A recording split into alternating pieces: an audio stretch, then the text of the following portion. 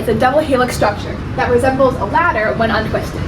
The DNA ladder is made up of nucleotides, which has three parts: a phosphate group, a deoxyribose sugar, and a nitrogen base, which makes up the rungs of the ladder.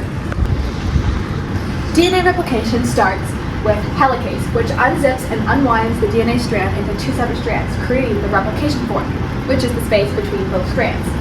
Then, DNA polymerase comes in and adds new corresponding bases to the leading strand from the 3' to the 5' end. Then, trimase adds primers to the DNA lagging strand from the 3' to the 5' end.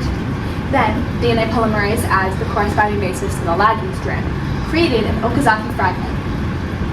Finally, DNA ligase gets rid of the primase and fills in the spots between each Okazaki fragment, finishing DNA replication. There are three different types of RNA. Messenger RNA, which carries codons from DNA through the cytoplasm to the ribosomes, where it meets rRNA. Ribosomal RNA is the main part of a ribosome. Its purpose is to receive the codons from rRNA, and it is the base for translation. tRNA's purpose is to carry amino acids into the ribosome, where it will form a chain of amino acids called a polypeptide, which codes for proteins. There are four nitrogenous bases: adenine and thymine, which pair together, and cytosine and guanine, which pair together.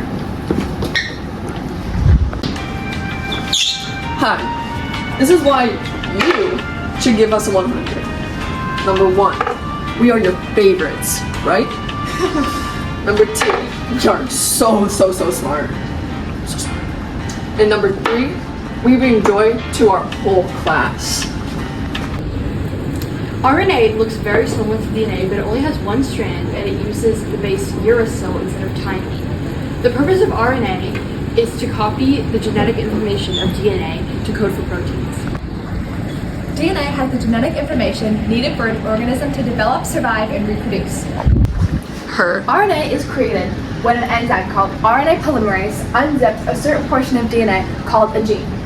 RNA polymerase then codes for the corresponding RNA bases to map the DNA bases. Once RNA is made, it leaves the DNA to go to RNA splicing. The DNA then closes and reverts back to its original form.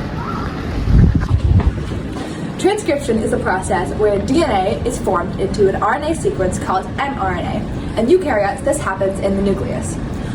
In the nucleus, DNA is first formed into pre-mRNA with exons that are used for coding and introns, which don't need to be used.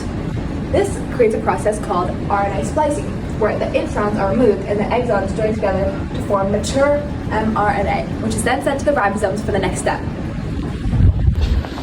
Translation. It's the process of creating a polypeptide chain in the ribosomes. It starts when mRNA is fed into the ribosome. Then, tRNA comes into the first stage, which is the arrival stage. Its anticodon pairs with one of the mRNA codons, starting with a start codon. In the arrival stage, the tRNA bonds its amino acid to the existing polypeptide chain. Then, it moves to the P stage, where it holds the amino acid chain in place, while a new tRNA comes in. Finally, it moves to the ejection stage, where it leaves the ribosome, allowing for the rest of the chain to move down.